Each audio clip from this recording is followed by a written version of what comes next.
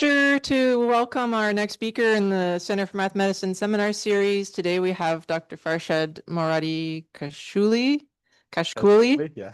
sorry, who's a postdoc at Dr. Kohandel's lab at the University of Waterloo. Previously was a postdoc at TMU with Michael Kolios's lab, and previous to that, I guess, was back in Waterloo in this joint PhD program. So has been around the block a few times.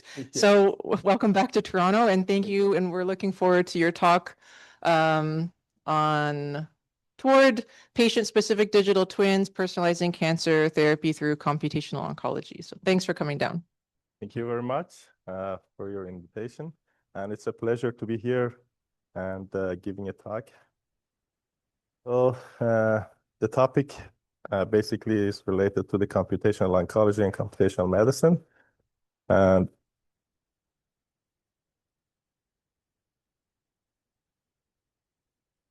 so basically I have two main research themes.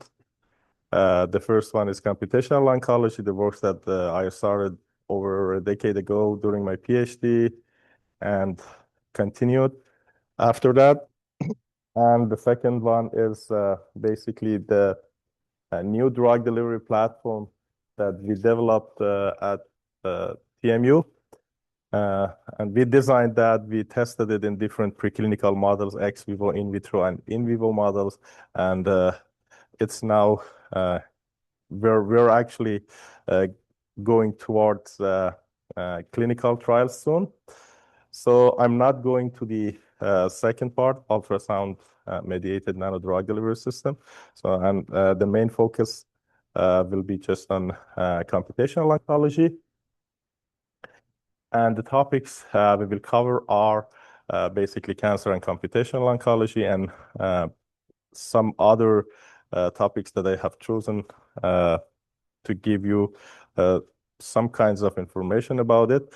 In the next slides, basically, I will try my best to touch any of these topics and give you some snapshots and highlights.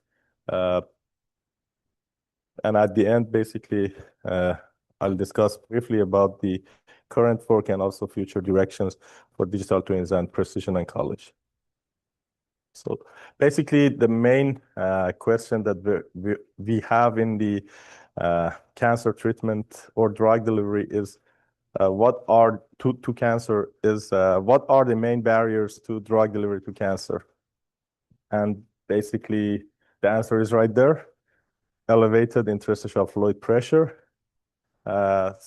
Inside solid tumors, basically we have several elements that are playing their role against drug delivery. The first one, and one of the most important ones, is leaky vasculature, mounting solid stress, and also highly dense extracellular matrix. These, along with the basically lack of functional lymphatic drainage system, are making kinds of outward convection in the tumor borders, which is basically working against inward diffusion due to the pressure gradients in the tumor rim. And the results of this battle will tell us the success of the drug delivery. Inside the solid tumors, we have different kinds of regions, like necrotic regions, semi-necrotic, and also well-vascularized regions. And the pressure inside the tumor is very high, and whatever we're coming from center of tumor to the outside of the tumor, the pressure is basically decreasing. And outside of the tumor, we have high, like in the tumor borders, I mean. We have high filtration, meaning that we have more microvessels and also dense microvessels there. So due to the basically multi-scale and multi-physics nature of this problem, and the fact that many phenomena are happening there, mathematical and computational modeling is an ideal approach for predicting and also analyzing the physics of these processes. Here in this slide, I'm trying to give you a historical milestones. And as you see here, decades of progress basically brought us from the early fluid pressure measurement to basically AI-driven models. And we can categorize these efforts in the computational oncology to 3 periods. Between 1950 to 1990, it was basically early physical models that in which actually some models for fluid mechanics, drug delivery, PK/PD models, and also interstitial fluid pressure models developed. And after that, between 1990 to 2020, the biology was actually more included inside these models, and the models went to be more like clinically relevant. And my research is also right here. And after 2020, basically there were more efforts to include machine learning and AI in this specific problem.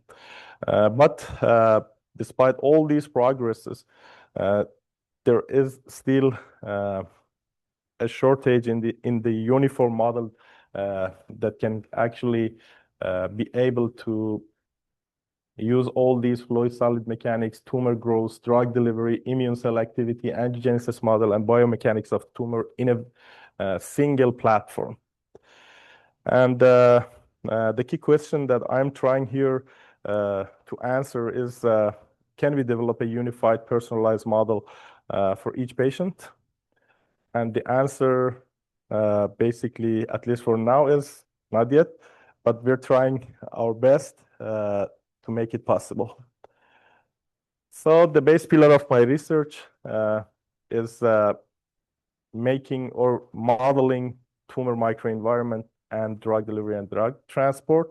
So first we need to model the tumor microenvironment, and then we can try to model different kinds of treatments that we have. As I mentioned, tumor microenvironment is really multi-scale, and it is containing like tumor tissue in the order of centimeter, microvascular network in the order of millimeter, and capillaries in the order of 10 micron. And we're looking at this capillary network and also fluid flow inside this capillary network as a kinds of pipe flow in fluid mechanics. And basically we have 2 different spaces, vascular space and also interstitial space, and we're coupling these together with transvascular flux that we have. And the way that we are modeling fluid flow inside the vessel is going to be through Poiseuille law, and inside the tissue we are modeling it through Darcy's law, and also coupling will be through Starling's law.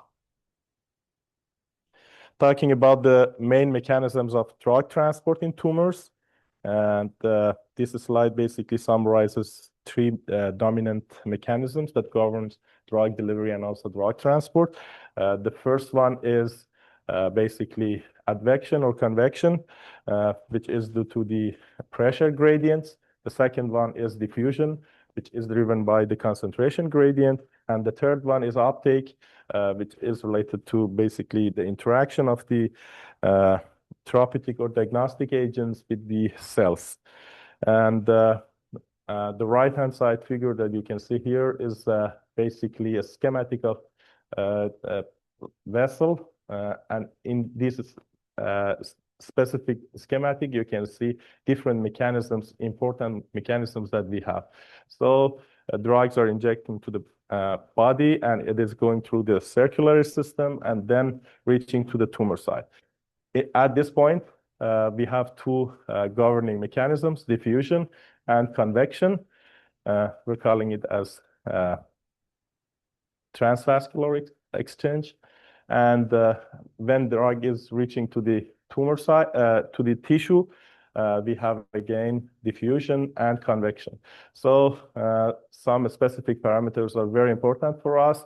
The first one is the vascular permeability of the capillaries, and also hydraulic conductivity of the capillaries, and inside the tissue, again, diffusion coefficient and also hydraulic conductivity.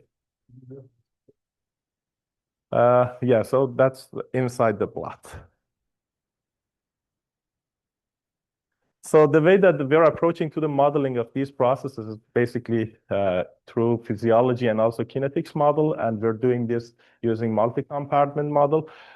Here you can see a schematic of this process where drugs or drug-loaded particles are basically extravasating from the vessels and just entering to the tissue. Then they are releasing their payload, and after some time, they are basically attaching to the cells and internalizing. Okay, we are trying to model this process using the multi-compartment model. So we have three spaces: vasculature, extracellular, and intracellular space, and any of these compartments is just a concentration of one of these processes that I mentioned: concentration of the plasma, concentration of the nanoparticles, concentration of free drugs, bound drugs, and internalized drugs. And there are some kinetics here. For example, the first kinetic is related to the release of the drug. So drug is releasing from the nanoparticles, and then we have the free drug. And then this free drug is attaching to the cells or detaching and then internalizing. So we have different kinetics here, and we're trying to solve this problem using this convection diffusion reaction model. And the more the physiological phenomena that you want to see, the more complex your multi-compartment model. Here, for example, we saw 5 compartments, so 5 OD and PD. In the right-hand side, it's more than 10 PD and ODE, which were actually coupled together. So in short, for very simple model that I want to actually bring up here, we have these kind of equations. We are basically solving fluid flow inside the interstitium and considering the tissue as the porous medium. Basically, we're solving continuity and momentum equation, and then solving mass transfer, as I mentioned, convection diffusion reaction. So for a tumor, very simple model of the tumor, we had a tumor surrounded by normal tissue, and inside the tumor we had necrotic regions. And what the necrotic region is, means is that basically it's a kind of dead cells or very non-functional, which has actually non-functional vasculature. And you can see the boundary conditions for fluid flow and also solid transport. And the most important things related to the intravenous injection that you can see it's based on the exponential decay here for IV injection. But if you change the type of the injection, let's say to IP or continuous injection, or IP means intraperitoneal injection. Continuous injection or intratumoral injection, this equation will be changed. Just one more. So two important other things here is that in the continuity equation, also mass transport equation, we have phi V and phi L, which is related to the capillary network inside the tumor microenvironment. So phi V, you can see it's related to the pressure inside the capillary and inside the interstitium. And phi L is related to the lymphatic drainage system for washing out the materials from the body. And the same for phi V and phi L. And basically, as I mentioned here, this is the foundation of the work, so I'm trying to describe it a little bit more. So for modeling the vasculature, we have several ways. The first one is basically mathematical modeling. So it's working based on random walk model, and it needs a complete other seminar to describe it. So we're using sometimes those kind of models. Sometimes we're using images, and after image processing, we're getting the geometry of them. Sometimes basically we're using just simple kinds of the models based on the research questions that we're trying to answer. So in the image-based model, basically sometimes we're using synthetic images or in vivo model and real images or 3D MRI images. And after image processing, basically we're inserting these right-hand side figures to the software that we have. And after describing the foundation of the work, now a couple of results. So basically, I mentioned that we have inlet pressure, outlet pressure, and this difference of the pressure is making some flow inside the vessels.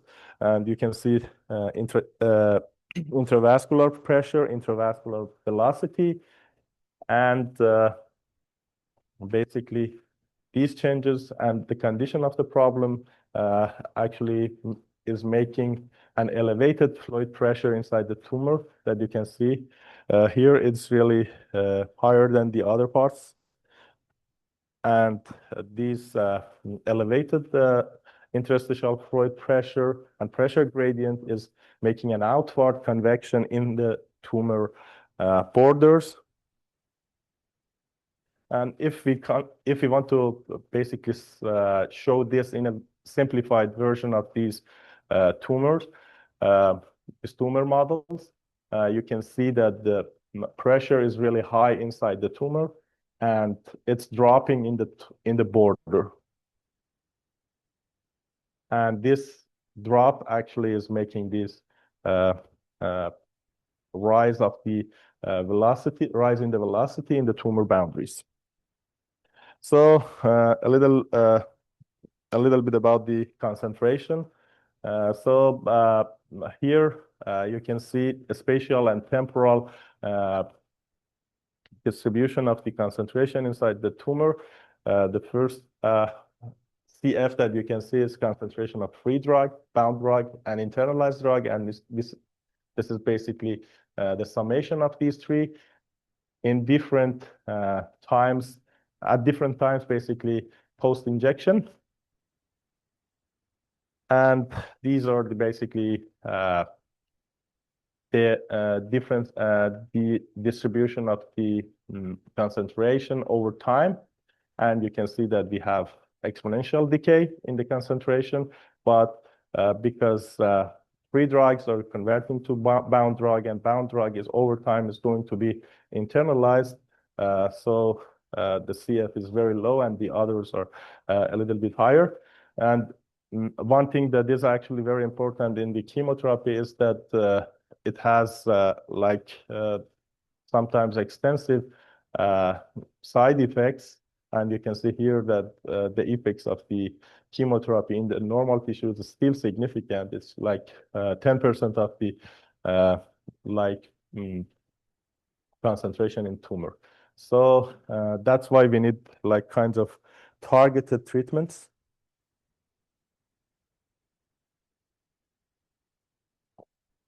So the next topic that I want to touch a little bit is long-term treatment response assessment and also scheduling. You all know about the important. Sorry, can we interrupt? Do you mind? Yeah. Can you go back to the boundary edge? And just can you explain a little bit more about what was happening at the boundary of the tumor? You said the velocity is going up, or here in the previous slide. Yeah, here. What's happening at this tumor boundary? The interstitial fluid velocity spikes? Yes, this one? Yeah. It's high. Here you can see. Yeah, why? Can you explain why? Because of the pressure difference that is happening. And also, if we go back. So it has high pressure inside the tumor. Yes. And then here you can see that we basically just driven by the pressure, the gradient. Yes, gradient. And because we have high pressure inside the tumor and very low pressure outside. Yeah. So this is So causing just get a very short spike. Yes, And then exactly. can you put the bottom plot back on? So does that have any consequence? Like the right at the boundary, there's a strong flow coming out of the Exactly. tumors. And that So it's like anti-drug delivery. exactly. Yeah, okay. And we have that battle that I showed in the first slide in the tumor boundaries. Thank you. So we're going to continue. You all know about the uh, importance of the dosage, and this slide basically illustrates how chemotherapy is typically dosing.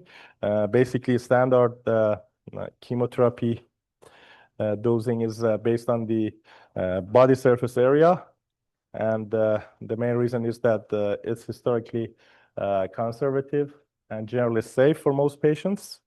And for a gold standard drug like doxorubicin, where basically doctors are administering 60 milligram per square meter every 3 weeks. But what is important for the body is basically cumulative dose limit. And the main issue about this problem is that it is assuming that body size predicts the drug exposure. And basically, it's not personalized. So we are looking for some specific actually methods to personalize our treatment. So here in this slide, basically, we presented the first spatiotemporal model for chemotherapy responses and also recurrence. And the way that we looked at this problem was that basically we have a tumor, we have an injection to the tumor is shrinking, reaching to smaller size, and we have a rest period, tumor is growing. And then again, we will have the second phase of treatment. So we're looking at this problem in 3 different phases. Like the first one is geometry phase, then drug delivery phase, then cell killing phase, and then tumor recurrence phase. And then we're reaching to the decision step that we should decide about the tumor. Has tumor shrunk enough for adjuvant treatment? If not, we should go to the drug delivery stage again, continue this. Otherwise, we should continue, we should end the process. So I'm going to show you some results about this, talking about the evaluation of different chemotherapy approaches. Here we try to analyze different treatment approaches, and we investigated 3 main methods. The first one is MTD, which means maximum tolerated dose, meaning that we have large dose in pretty large time period. Then we have low dose chemotherapy, what we're calling as metronomic as well. It means just dividing these to a smaller dosages in shorter periods. And the last one is like a combination of these two, having one large dose, then some waiting time, and then having a smaller dosage. And but the exposure of drug to the body is same in these 3. We can see that with this specific algorithm that we had, we could actually we could predict the survival rates of tumor cells after, let's say, 75 days with any of these. And the final results are pretty close to each other. But if you think about the 10 to 12 cells that is leading to this to the death of a patient, even 1% difference in these is going to making huge change. And another important thing is like the side effects in the MTD, maximum tolerated dose, we have a significantly higher amount than the LDC and CS, while these 2 also are quite significant. And this is one of the main problems of the chemotherapy. More than that, in the chemotherapy schedules, we can also analyze 2 other parameters. We can analyze several parameters with the computational modeling, but 2 main clinically relevant parameters are drug administration frequency that we studied basically different time periods between the injections. And you can see here in this part that in the orange case, for example, after, let's say, 250 days, tumor is not shrinking anymore and it is growing again. So that means our treatment schedule is not working. And to study dosage effects, we kept the total drug exposure same and also changed the dose magnitude. Even with the identical exposure, tumor survival reached nearly the same levels, but higher doses caused significantly more damage to the normal cells. Here you can see. So we have done basically more research on these topics, but I'm just giving you some snapshots of the works. The next topic that we're going to discuss is hybrid cancer treatment. Basically, these are kind of treatment that we have for, if you consider, let's say, tumors as like two elements, tumor interstitium and also vasculature. You can normalize any of these two and before the treatment, and then try to inject the drug. So we're calling this as normalization of tumor or normalization of the vasculature. And the way that we are doing this is going to be through anti-angiogenic drug or some specific drugs for tumor normalization to reduce the stiffness, to reduce the stresses inside the tumors. So the first case study that I'm going to show you is combination of the vascular normalization plus chemotherapy. And you can see here that in the left-hand side, we have irregular and disorganized tumor vasculature. And in the right-hand side, we have a normalized vascular network. And in the normalized one, we will have, like, ideally, better perfusion and better drug delivery at the end. So here are some results of the vascular normalization and also basically drug concentration inside the tumor.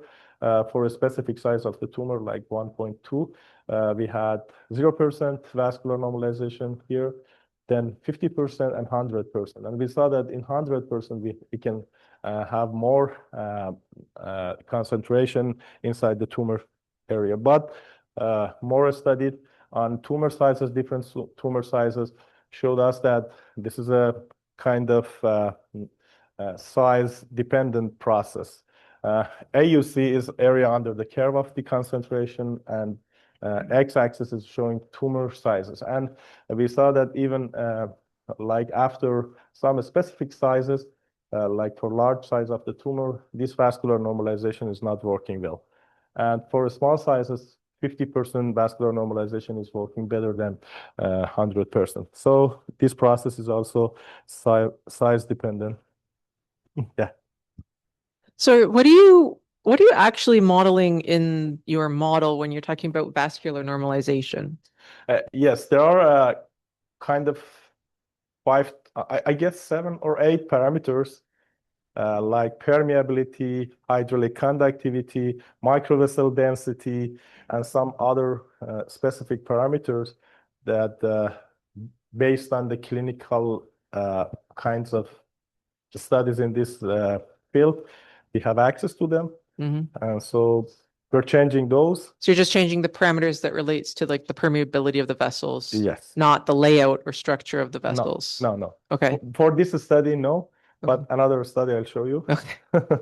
Okay, thanks. So when you say like 100% or 50%, you've moved that parameter value from your tumor value to your healthy tissue value. Yes. Okay.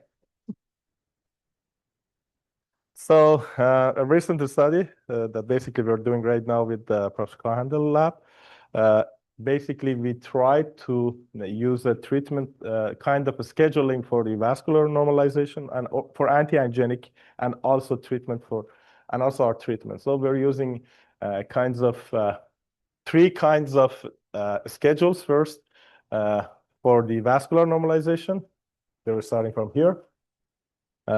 Intermittent, it is maximum tolerated dosage. The second one is metronomic, and the third one is basically a combination of these two. And the same thing for the doxorubicin, which is the gold standard, again, chemotherapy drug.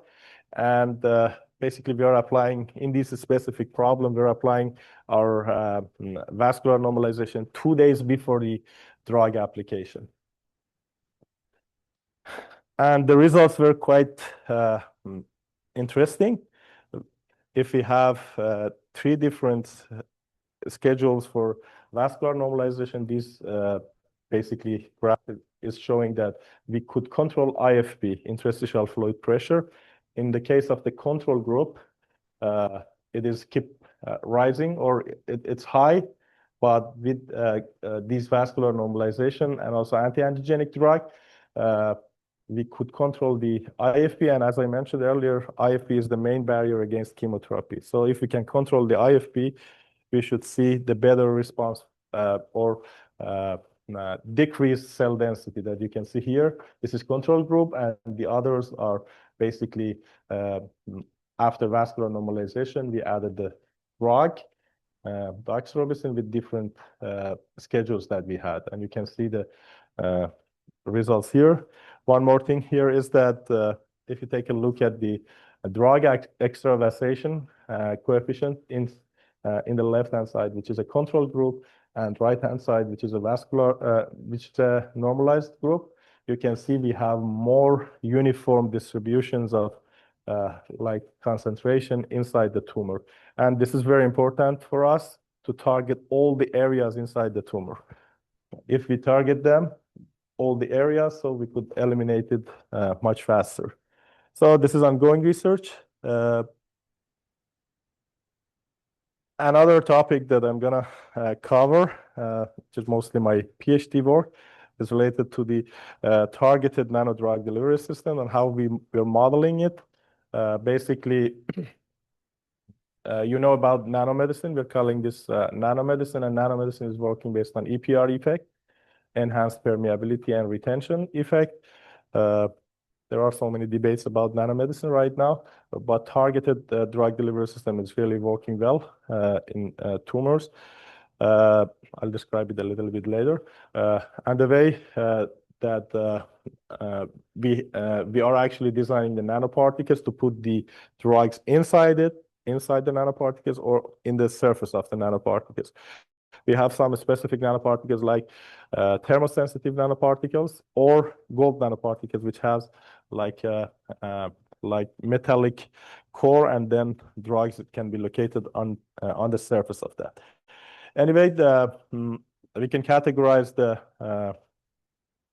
nanoparticle drug delivery system by the location of their drug release. Sometimes we can have like intravascular drug release, so we can design the system so that we can target like the nanoparticles inside the vessels and drug. Then after that, drug is releasing to the tissue.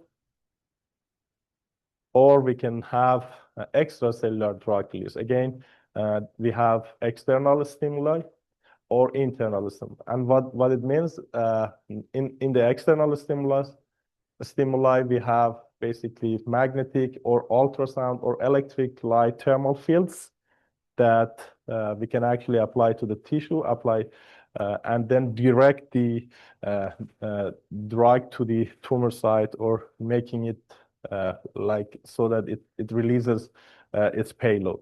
Or we can design the nanoparticles so that it's sensitive. It can be sensitive to the, let's say, pH. We know that in tumors, the tissue has like acidic pH. So we can also design nanoparticles so that it can be sensitive to these internal stimuli. Or drugs can be released intracellularly. And the way that we're modeling it, let's say talking about the ultrasound, when you're applying ultrasound to the tissue, it is making some like temperature rise inside the tissue, and we can model this temperature rise using the bioheat transfer equation. And inside the bioheat transfer equation, we have a term which is related to the external heat source. And this can be coupled to the drug release equations. And we have like specific equations for different kinds of external stimuli. So as I mentioned in the second slide, I worked on the experimental design of ultrasound mediated nanomedicine. So I touched these issues like personally. And other important things about the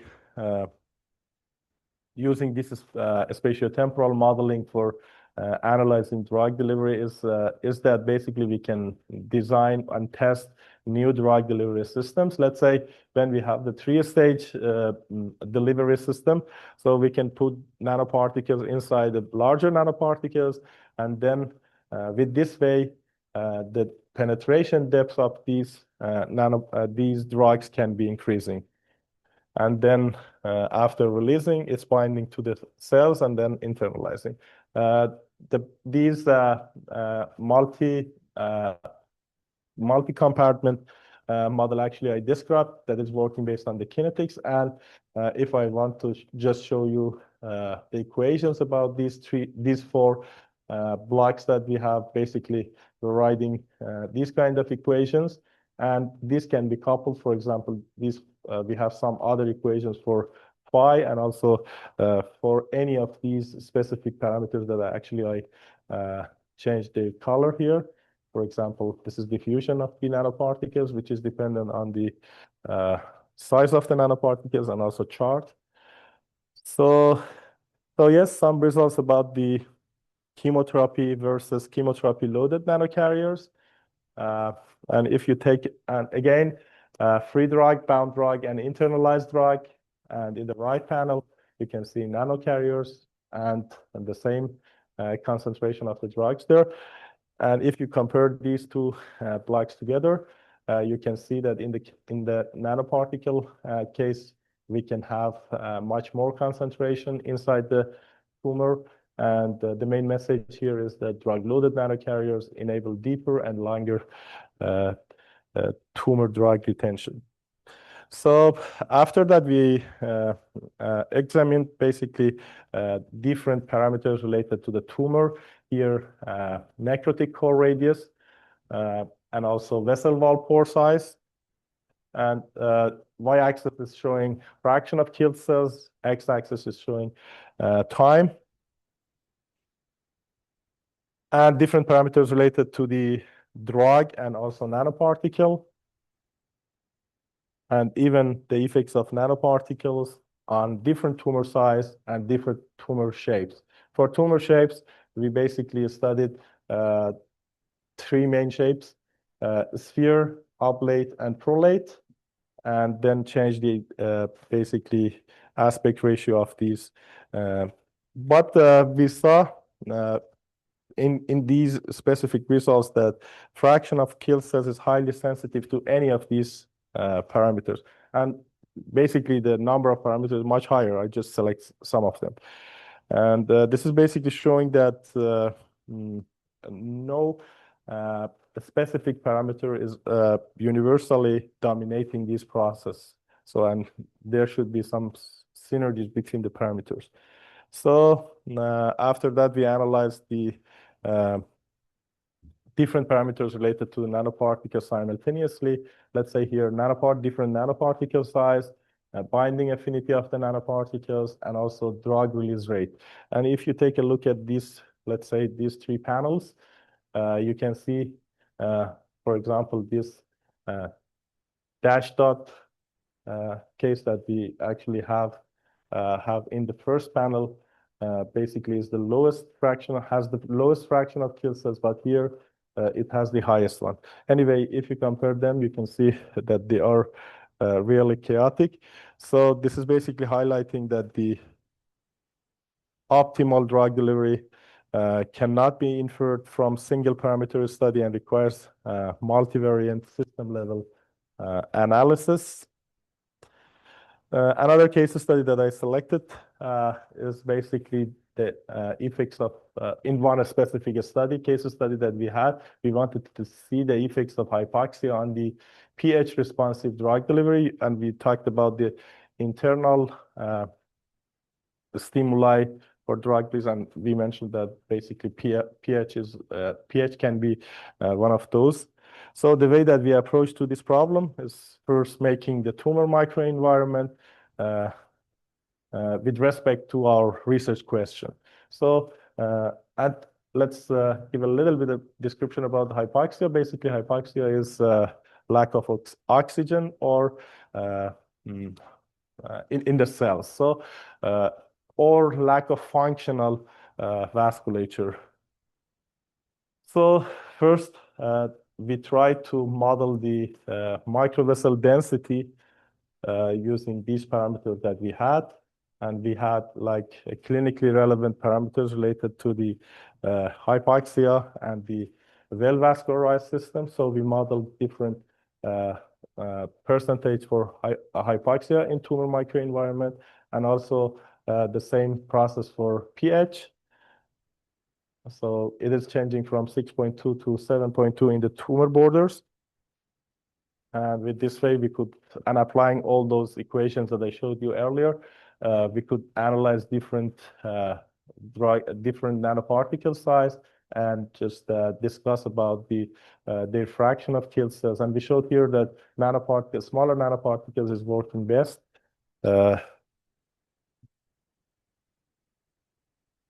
Another case study is about ultrasound-triggered nanomedicine. And basically, in this case, we are focusing all of our energy to a small spot inside the tumor. And this, after solving the ultrasound equations and also bioheat transfer equations, we can have a profile like this. Basically, here we have PID controller to control the temperature again. And this gradients of the temperature basically is causing drug release inside the tumor. This is kind of targeted drug delivery.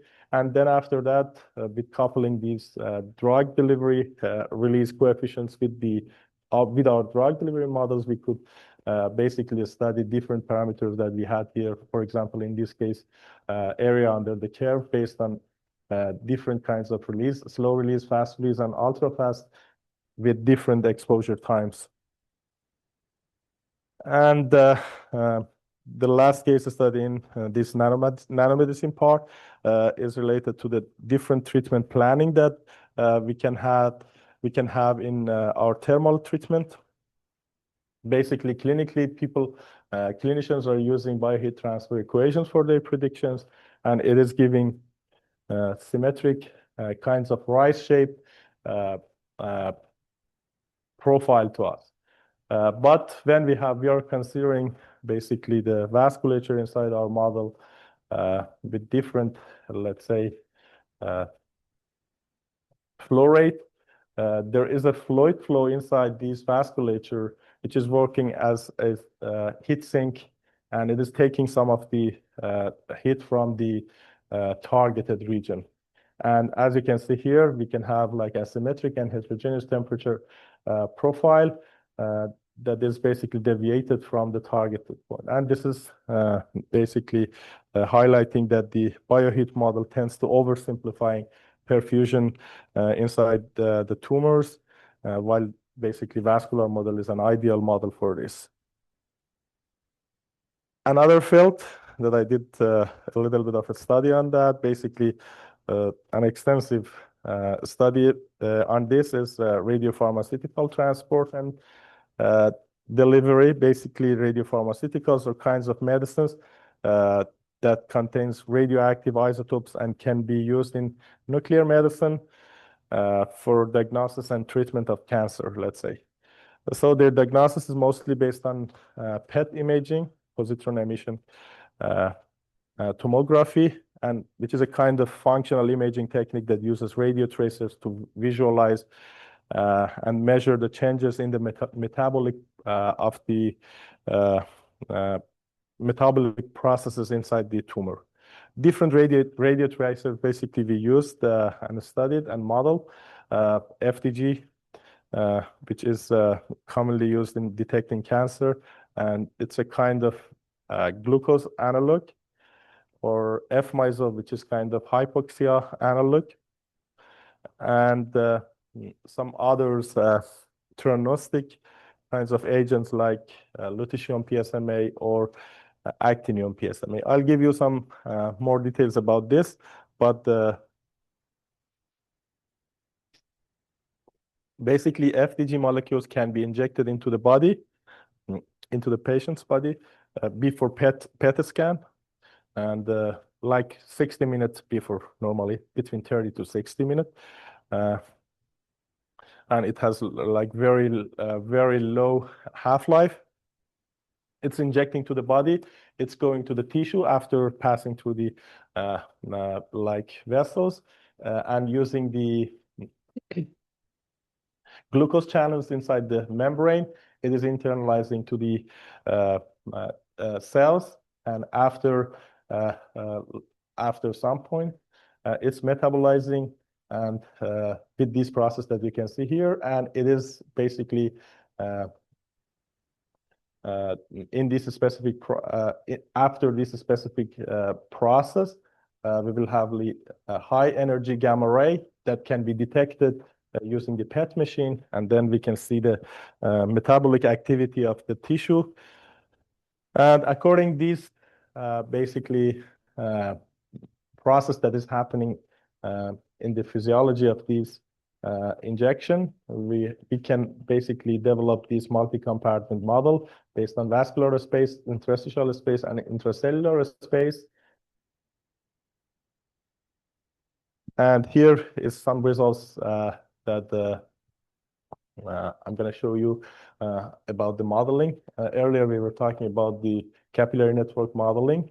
So here, first we are making the tumor with the specific size, and then modeling the capillary network mathematically. Then we can solve the blood pressure inside the inside the blood, pressure inside the blood, then interstitial fluid pressure and velocity. And after that, three main concentrations that we had: extracellular FDG concentration, intracellular, and also FDG that was phosphated. And at the end, this parameter, SUV parameter, which is a standardized uptake value, is a clinically relevant parameter. Basically, doctors or clinicians are looking at this kind of profile and then deciding about the treatment. And SUV is calculating like this summation of these three concentrations divided by injected radioactivity times body weight. Another results about the different transport mechanisms of radio tracer in tumors, diffusion versus convection. And here, basically, the main message was like comparing two mathematical models that we had for tumors. The first one is having vasculature, geometry, and structure inside the tumor. For the right-hand side, you can see that diffusion from vessels is contributing like 72% in the process, and diffusion in the tissue like 28%, and convection terms are really low. It's around 0.16. But when you have a tumor with evenly distributed microvessels, basically the process, you cannot basically see the entire of the physics that is happening in the reality. And diffusion from vessels is basically governing on the problem. And convection terms and basically diffusion in tissue has zero contribution. The key message here is that under realistic tumor conditions, convection plays a really negligible role, and drug distribution is overwhelmingly diffusion driven. Another figure about the basically computational prediction versus clinical imaging. And the right-hand side is the one that is taken from a PET scan of the basically 10 months old tumor, and the left-hand side is something that is actually we have in our modeling. And as I mentioned, FDG PET images are really valuable, but they're often limited by small data sets, privacy restrictions, and the fact that PET shows the final signal without telling us that what's going on inside the body. So these kind of models will give us more information about the physics, about the phenomena that is happening, and about designing the process much better. And one other model that basically we developed for basically lutetium PSMA, which was kind of theranostic agents, and these agents, it's a combination of therapy and diagnosis theranostic agents.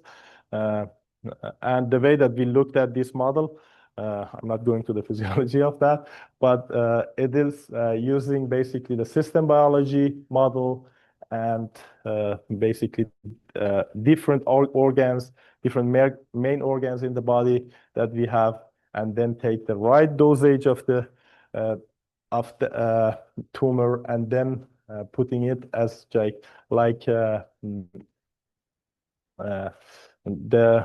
dosage of the drug that is coming to the tumor vessel. So earlier, the way that we were looking at this, we had a non-dimensional kinds of concentration, but in this case, we are all basically trying to model the entire of the body, systems biology plus spatiotemporal model. And this is a step forward towards basically personalized digital twins.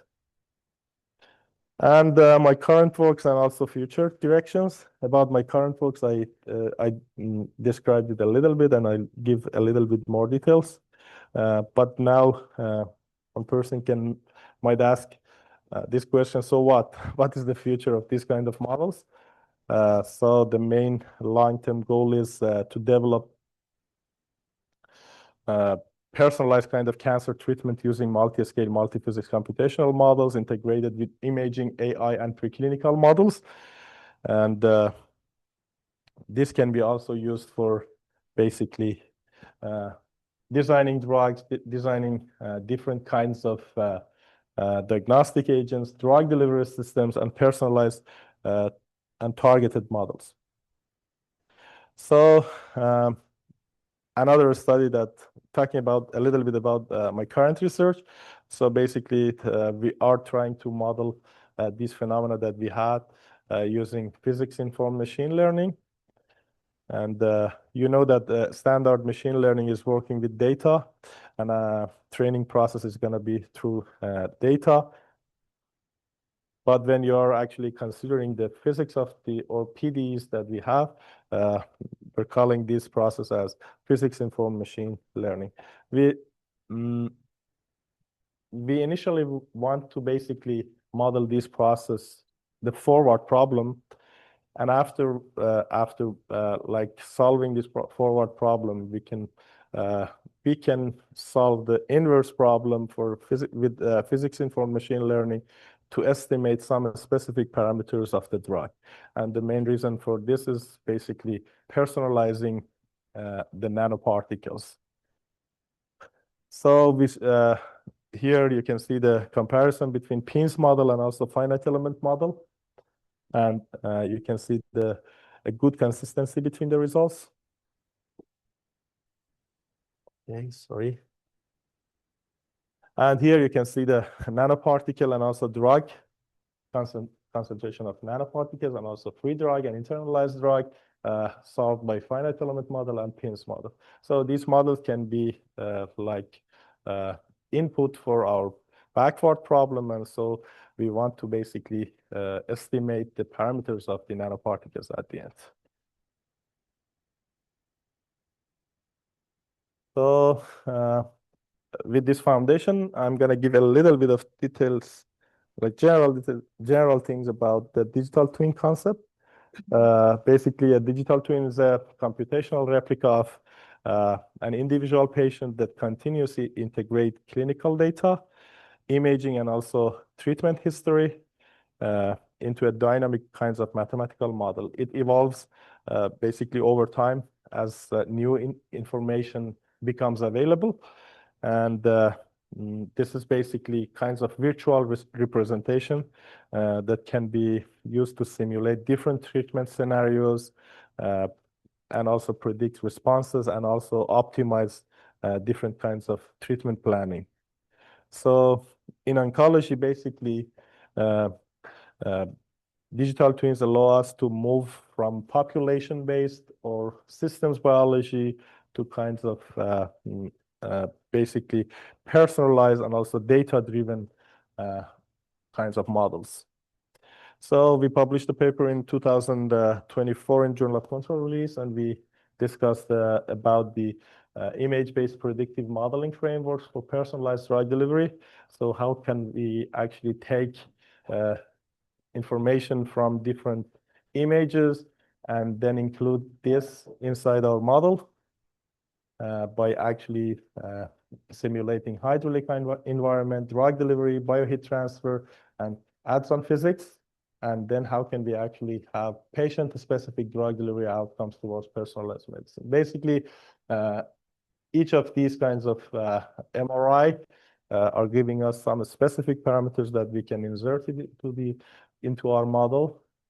And we can call this as image-based predictive medicine. But with all this foundation that I described here, recently, basically, we published a paper in Frontiers in Radiology and described about the digital twins. Basically, we have a physical twins of the patient and digital twins that we're making. Data collection will be done through different ways with the clinical data acquisition. We have different imaging lab tests, biosensors, and other methods, experimental methods. We're getting some basically parameters from with all these experiments, and then these can be inserted to the modeling that we have, plus the geometry, and then considering this mathematical and computational model that we developed, we can have basically predicted a spatiotemporal drug distribution inside the tumor. And using machine learning and AI, this can actually have some back and forth, and we can have adaptive treatment optimization, and doctors can use that.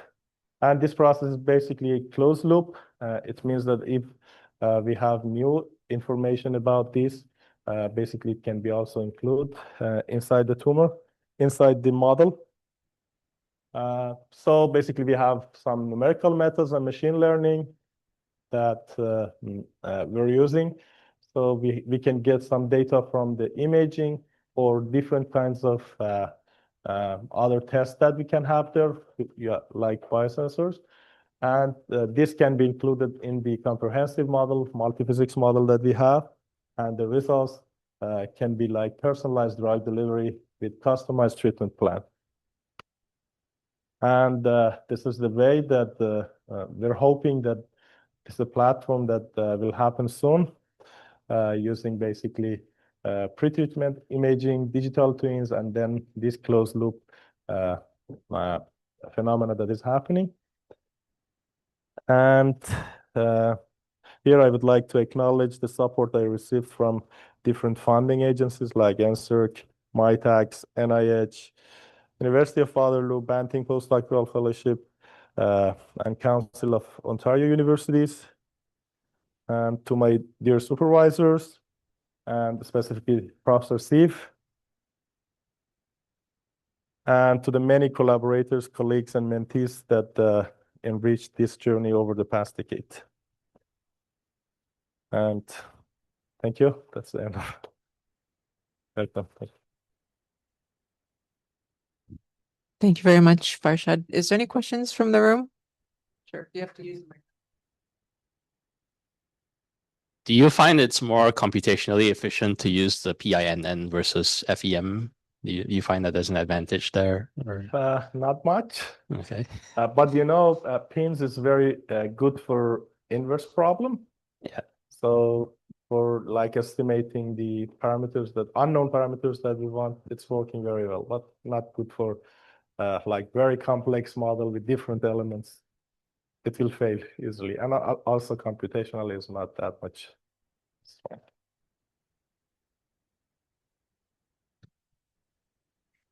Do you have any questions? I have lots, so I'll interrupt me if you'd like. Can we go back to the slide where you're talking about the drug kinetics? It was after the first half, but you went through very quickly. Like I'm kind of interested in this the model of nanoparticle delivered drugs and how they're sort of getting activated and how, those Here? like the kinetics of these drugs. And are they different from standard delivery of drugs? I don't know where it is on your slides. So I'm kind of curious about how you developed the model and if you had, like, what kind of data you had to kind of inform the construction of the This model. one? This was not the one that I was thinking of. There was another time that you mentioned it, but I mean, sure. Same idea. Same idea. But like you're following the kinetics through these different stages. How much data do you have to inform these model forms, or are you just using standard assumptions? Basically, for me, it was for standard sufficient. But we need so I had like one study, let's say I mentioned about the ultrasound, combination of ultrasound and nanomedicine that we studied. Yeah, I think that was TMU. your later slide. Yeah. Here, in that specific study, we wanted to see just the drug release kinetics, Yeah. okay, from gold nanoparticles. Yeah. So we had ultrasound, so we wanted to see how drug is releasing first, different phenomena, and also the kinetics about it. So, and it took more than a year to just get the data that we want. If we want to get any of these kinetics, it's very time consuming. So sometimes we are using the average of the different sources that we have. Sometimes like the one that I described, so we're using some real data that we're getting. Really, So what kind of data were you getting? Like in mice or in a dish that you were just looking at the no, release of the drug from the nanoparticle? Again, yes. So the data should be ideally inside the tissue. But for example, in our case, we did it in vitro model. Okay, so we had a bag that we actually put the gold nanoparticles loaded with drug and then applied ultrasound, and we saw how much drug is coming out of this bag. Okay. And then try to just use some statistical analysis to see the phenomena and also kinetics. Okay. So yes, there are lots of assumptions in these. Yeah. So along those lines, then, like in these kind of Compartments. multi-scale models, you have so many parameters. Yeah, a lot. Did you do any kind of like sensitivity analysis or exploration of the effect of these? Yes, basically we did that, like local sensitivity and also global sensitivity on different parameters that we had. And as I mentioned here, It's like you showed a lot of pictures that are kind of like a representative diffusion of something or whatever, right? But like how sensitive are these results to your parameter values? so the most important parameters for us was permeability, diffusion coefficient, and also hydraulic conductivity. And also, as I mentioned, we have some tumor-related parameters, we have some drug-related, and also then you have an external stimulus. This is also, let's say, ultrasound. Ultrasound is also changing some parameters inside the tissue even. Yeah. And the interaction is also very important. So we should do this in any specific problem that we're dealing. But for example, in the case of nanoparticles without any kinds of external stimuli, we saw that diffusion is basically the main important parameter, and also different kinetics that we have, like release. And I showed in one slide that the diffusion release rate is the K release. This one and this one, the basically K on divided by K off, we're calling it as binding affinity. Okay, if drug wants to bind to the cells or not. So KREL, K on, and diffusion should be definitely considered in the same time. Okay, so if you use just K release without diffusion instead with a different like diffusion coefficients, the results won't be that much accurate. Yeah. Another question I was thinking was along the lines of the physics informed stuff at the end. Like in oncology, data is very limited. Yes. So like, what are you thinking that you're going to learn from neural nets with limited data that will be like, because what you presented was like this whole patient, which is like a lot of different systems and a lot of different unmeasurable processes that go on within those systems that presumably your career goal is to build this Yes. model, like digital, like the human twin, but like we can't measure all that stuff. So how are we gonna do it? So as I mentioned, this is a like kinds of closed loop, and also uh, first I'm gonna say that physics informed things that I showed, it's a different project than digital twin. Oh, okay. Sorry, my Okay, mind then pushed no them problem. together. Well, that's Yeah. something that currently I'm doing. Okay. Okay, and the main goal of that specific project is to basically personalize the nanoparticles. Okay, how can we use imaging, and how can we use these kind of modelings and combination of these two to actually estimate the nanoparticle parameters. Okay, that's the main goal of that physics informed model. Because what is the patient like? What properties of the patient would determine which nanoparticle to use? Like, isn't the properties of the nanoparticles because of the size or the metal that's used in the nanoparticle? So size is definitely one of them. Yeah. Like half-life of them, like permeability. Also several things. Charge of the nanoparticles. Yeah. And so this is a part of a bigger project with like several groups included, like Okay. chemistry group. Okay. So we're gonna get the like mainly the size and also charge, and then they will do like kinds of molecular dynamic analysis and then make it inside the lab. So that's a separate project. But talking about the digital twins, that's kind of a visionary thing. Okay. Okay, Okay. that we're Okay. lacking. Sure. So these days,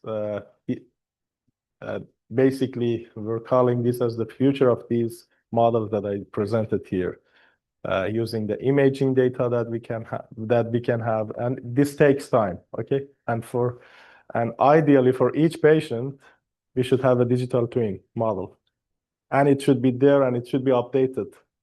And this basically needs huge resources to keep this data. Okay, Yeah. so It's just that the kinds of data that like practically you could measure of a patient to inform a digital twin is not going to give you any kind of granularity in terms of all those physiological processes. Like you might get BMI and whether or not they smoke, right? Like yeah. that's the kind of thing you're talking about, right? Like maybe a Yes. blood draw. Yeah. Like, so a lot of it has to be kind of like So off the shelf.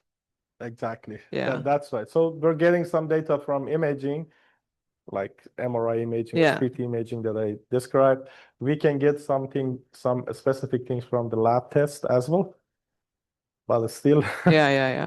this is not the real. Yeah, sure. Yeah. I mean, it's a great, it needs to happen because like you said, drugs are dosed based on surface area. Yes. But like whether the person's surface area because they're like all muscle or all fat, like it's completely different metabolic and inflammation and immune response, everything inside the body is completely different for those two people that could have the same surface area. Yes, exactly. So it would And be even the quite significant. Yes, and even the structure of the capillary network inside the body, okay? Yeah, It's of completely course. different. And we showed that that structure of the capillary network is impacting everything. Yeah, Okay, yeah. even the phenomena that is happening there. So it's very complex, honestly. Super complex. Yeah. It'll keep everybody employed forever. Yes. Thank you very much for the wonderful talk. Thanks Thank for you very coming. much. Thank you. It was my honor.